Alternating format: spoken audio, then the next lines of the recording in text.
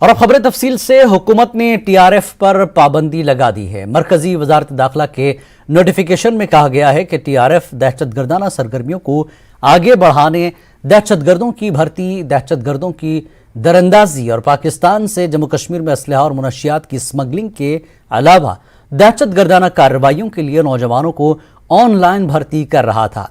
वजारत दाखिला के मुताबिक शेख सज्जाद गुल टीआरएफ का कमांडर है और उसे यूएपीए के तहत दहशतगर्द करार दिया गया है। वजारत के मुताबिक इस दहशतगर्द तंजीम की सरगर्मियां हिंदुस्तान की कौमी सलामती और खुद मुख्तारी के लिए खतरा है और इसके अराकीन और साथियों के खिलाफ बड़ी तादाद में मुकदमा दर्ज किए गए हैं।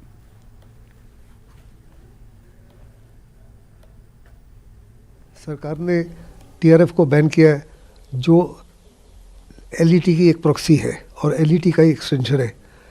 उन्हें इस बैन के पीछे मकसद है क्योंकि ये बहुत बड़े पैमाने पर टेररिस्ट एक्टिविटीज़ में इंडल्ज कर रहे थे और जो देश की सॉवरेनिटी और सिक्योरिटी के लिए हानिकारक था।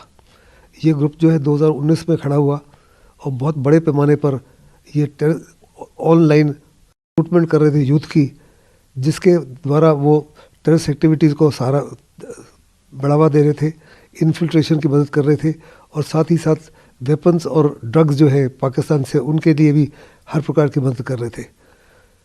सरकार ने साथ साथ 2 और इनके कमांडर्स हैं, उनको भी टेररिस्ट घोषित किया, इंडिविजुअल टेररिस्ट। एक सज्जाद गुल है जो जम्मू के अंदर है, जो इनके कमांडर है, और दूसरे मोहम्मद अमीन वो भी जम्मू के हैं लेकिन इस समय पाकिस्तान बेस्ड है और बड़े पैमाने पर मनी लॉन्ड्रिंग कर रहे हैं और पाकिस्तान के माध्यम से इन्फिल्ट्रेशन कर रहे हैं, वेपन्स भेज रहे हैं और साइकोलॉजिकल ऑपरेशंस कर रहे हैं सोशल मीडिया के माध्यम से, जिसके तहत वो यूथ को जोड़ रहे हैं अपने साथ।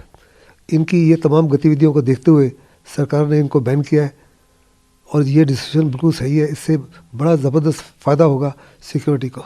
घाटी में आतंकवाद पर कड़ा प्रहार करते हुए मोदी सरकार ने टीआरएफ यानी द रेजिस्टेंस फ्रंट के खिलाफ कड़ी कार्रवाई करते हुए यूएपीए के तहत इस संगठन को बैन कर दिया है और इस संगठन पर प्रतिबंध लगा दिया गया है। ये वही संगठन है जो पिछले कुछ सालों से लगातार कश्मीर में अल्पसंख्यक समुदाय को निशाना बना रहा था, टारगेटेड किलिंग्स को अंजाम दे रहा था और साथ ही साथ पीएम पैकेज के एम्प्लॉइज ये लगातार धमकियां जारी कर रहा था।